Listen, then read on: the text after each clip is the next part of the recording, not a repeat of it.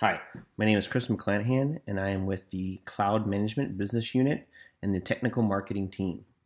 In this video, you're going to see how to create an Azure Cloud account in Cloud Assembly. A couple of assumptions when you're going to create your Azure endpoint in Cloud Assembly. The first one is you already have an Azure account established. You have the appropriate rights to create and manage permissions for objects in Azure, and you have administrative rights in Cloud Assembly to create cloud accounts. So some of the information that we're going to need to collect as we're setting up our Azure endpoint directly from Azure are the subscription ID, the tenant ID, and the application ID, and then the secret key for the application. First, let's look at how we get the subscription ID. Getting our subscription ID in Azure is really simple.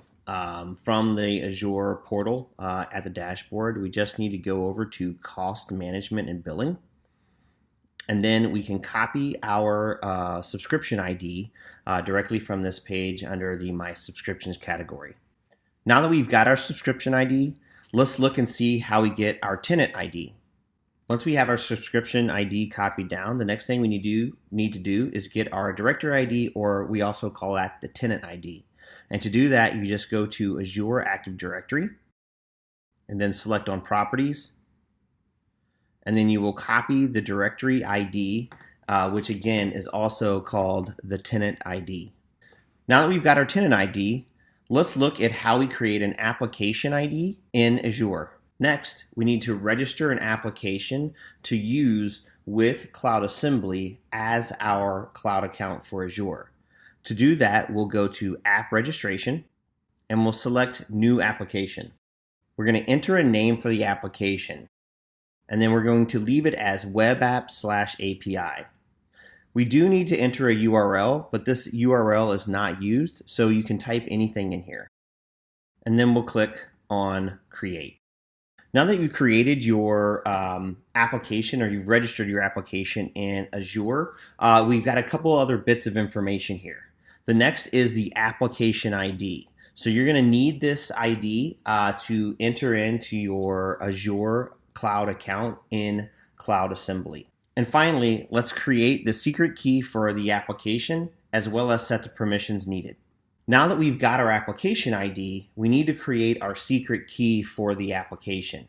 So we'll go to Settings, and then we're going to go down to Keys. We'll give the key a name, and we'll set a duration to never expires, or you can set whatever duration you want.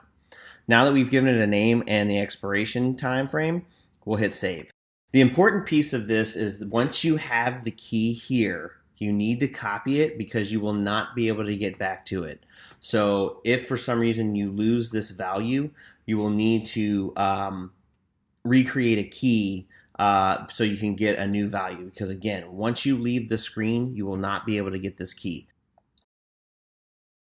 So now that we've got our subscription ID, we've got our tenant or directory ID, we've got our application ID, and we've got the secret key for the application. Now we need to set the permissions required for the particular application.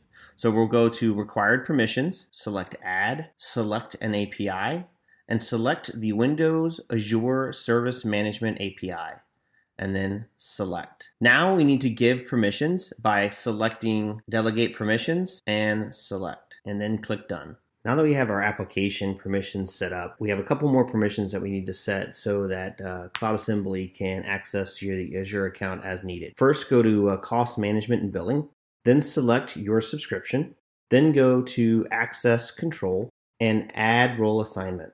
We're going to select the contributor role, and then we're going to look for the application that we created. We'll select the application once we find it, and then we'll click Save. We're going to repeat this process with the owner role as well as the reader role. Now that we've created all the permissions necessary within the UI, we'll have one more thing that we need to set, which is give the Microsoft.compute namespace to our subscription. To add the Microsoft namespace to your subscription, you must go first and download the Azure CLI. You can do this by going to the following link. Once you have installed the Azure CLI, you can then log in doing the following in a terminal window. This will open up a browser window and you'll be able to log in with your credentials. And then once you get this notice, you can then open up the terminal window again and you'll see that you're logged in. At this point now, you can then run the following command, and this will add the namespace to your subscription. Once this command completes, you are now able to set up your Azure cloud account within Cloud Assembly. Once you have successfully set up Azure to connect to Cloud Assembly, you can log into the platform, create a new cloud account, enter the information that you collected during the setup, validate, select the region in which you want to deploy workloads in, and then click Add. You have now set up Azure endpoint in Cloud Assembly. I hope you enjoyed this video, and thank you for your time.